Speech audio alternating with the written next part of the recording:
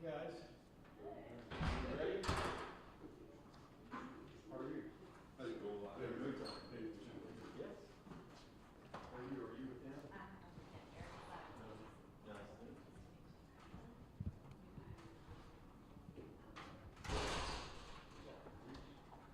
Probably not. Yeah, here it is. Don't do that. Technical difficulty? Yeah, I mean, what's funny is I just turned it on. Cable, you need a cable, man. Huh? I got a cable, you need one. Hold on. My fat thumbs aren't working. Did you take your mic stand out? I did. Just operator error. I got some more tape. No, we're good. Check.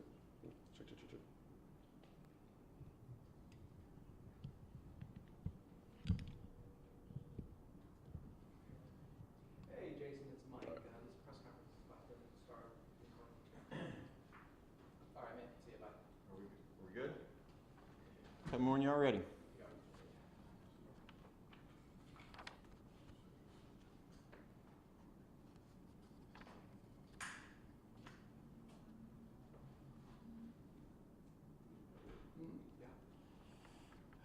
Mayor Mouton here of the City of Deer Park. First, I want to again thank the community at large for their prayers and support. I would be remiss if I didn't acknowledge God in the scenario that we have no confirmed casualties, very few injuries, and I'm just grateful with the destruction that we are in the process of assessing that we've had no major injuries. So first and foremost, thank the good Lord for Him protecting our communities. I've got a number of scenarios I'm going to cover very rapidly in this scenario. Before I do, I want to make sure I acknowledge the support we're getting from the state. We got TDM here, we got Task Force 1 here, we got the Forestry Service here. Regionally, the county is stepping up to the plate and supporting us very well. A lot of the local municipalities, I'd be remiss if I didn't mention the city of LaPorte, the city of League City have sent cleanup crews to help us with trash. And so I'm very grateful for the regional amount of support that we're receiving. I've been in communication with a lot of the mayors regionally. I know Mayor Turner has offered assistance, and I'm just appreciative of how we in this region are coming together. And if there's any positive that comes out of disasters like that, is it's good to see when regionally we come together to support one another. And the biggest thing I can say after I get through this data is that the biggest thing I'm seeing is neighbor helping neighbor, whether it be individual neighbors in Deer Park. I'm talking about city helping a city in this region, the county helping us on a local level, the state doing their job. And I'm very appreciative to be from Texas. I'm very appreciative to be the mayor of Deer Park and see how this works in a time of need. It's we as humanity need to get back to making sure we understand that it's about all of us, and taking care of each other is a top priority. So I'm going to go through a lot of things very rapidly. I'm going to mention a two-part component, some of it being prudent to the city of Deer Park, and then some of it's going to be a regional perspective. But for the city of Deer Park, we are waiving all permit fees in regards to storm restorations. Permits are required, but no fees are being charged. Individual assessments are being conducted.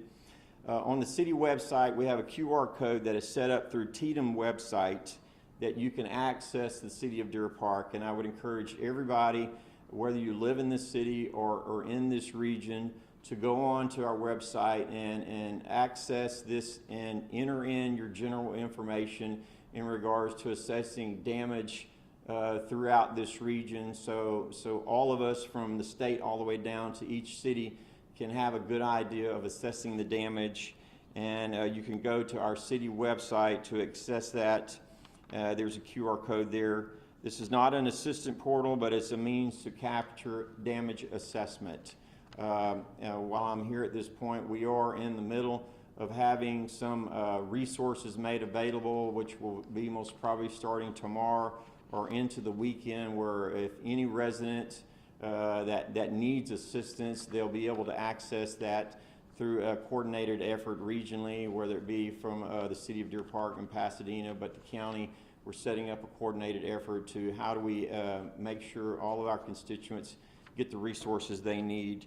Moving on, the county is sending us support to help us with fire inspections to make sure that as the power is being restored, we can adequately make sure everybody's safe. The city, again, of LaPorte and League City are assisting us with debris removal, and I'm appreciative to them.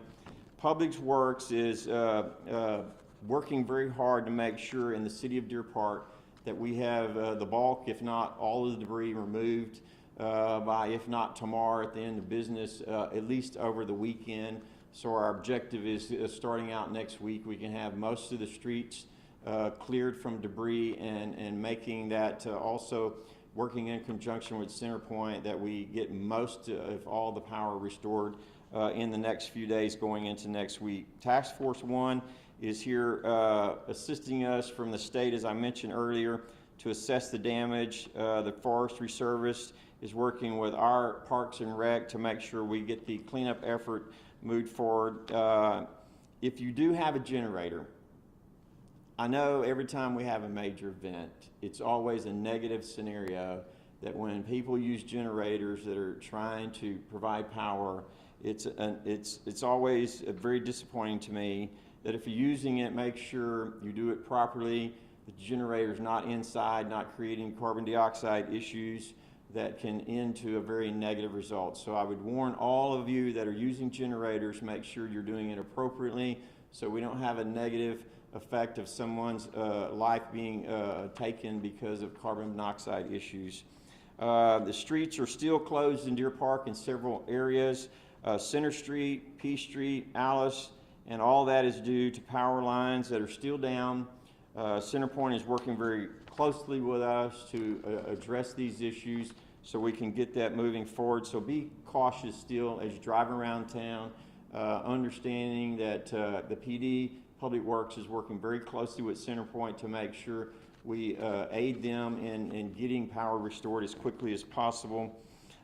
Please be careful that when you're using parks or hike and bike trails in the city of Deer Park, there is still a lot of debris that is out, and so from any aspect of public safety, please assume that risk in your own scenario of making sure you're not putting yourself in danger while the debris is trying to be removed.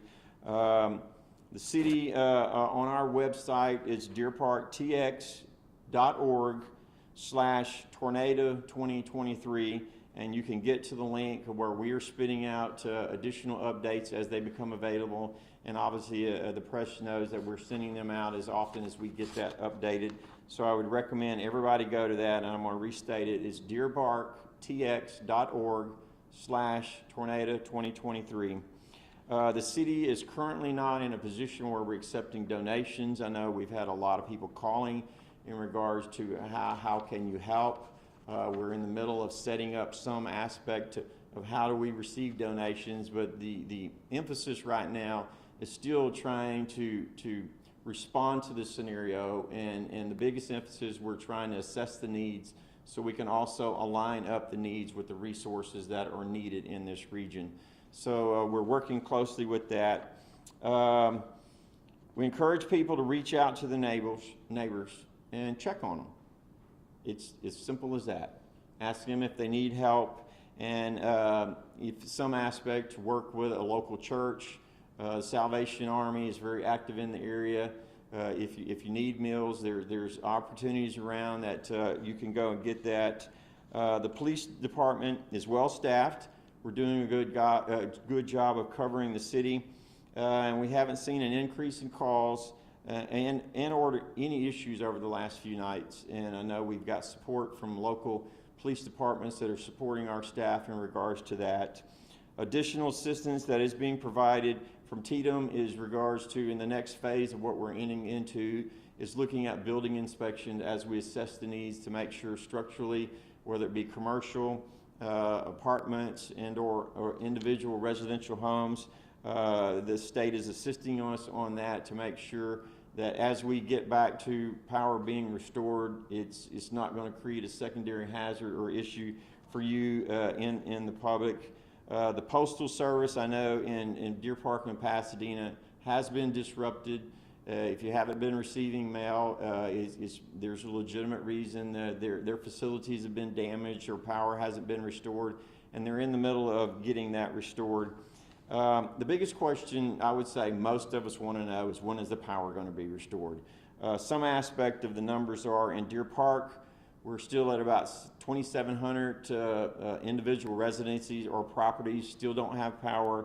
Regionally, I would say from the impact zone of the tornado, we're still at approximately 5,000 structures don't have power restored.